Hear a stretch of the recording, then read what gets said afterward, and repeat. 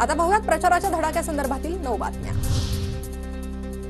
मुख्यमंत्री शिंदेंच्या आज करमाळा, परांडा, बार्शी, धाराशिव, उमरगा आणि पुण्यात सभा, तर फडणवीसांच्या अमरावती आणि नागपुरात सभा। उद्धव ठाकरे बुलढाणा, मेहकर आणि जालन्याच्या परतूरमध्ये सभा घेणार। उद्धव ठाकरे आज काय बोलणार याकडे लक्ष। गुहागर, नवी मुंबई, विक्रोळीत आज राज ठाकरेंच्या सभा। मनसे कोकणातील प्रचाराचा नारळ फोडणार। भुजबळांच्या येवला मतदारसंघात 12 नोव्हेंबरला शरद पवारांची सभा। पवार गटाचे उमेदवार माणिकराव शिंदेंसाठी पवारांची सभा। भाजपनं शब्द पाळला असता तर फडणवीस 2.5 वर्ष सीएम असते। ठाकरेंकडून फडणवीसांचा टरबूज असा उल्लेख। फडणवीसांवर टीका करताना ठाकरेंची जीभ घसरली।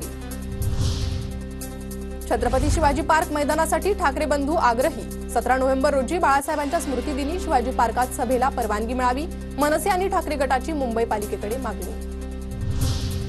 महाराष्ट्राची सत्ता दिल्यास 48 तासात मशिदीवरील भोंगे उतरवणार। पोलिसांना मुंबई साफ करण्यासाठी 48 तास देईल।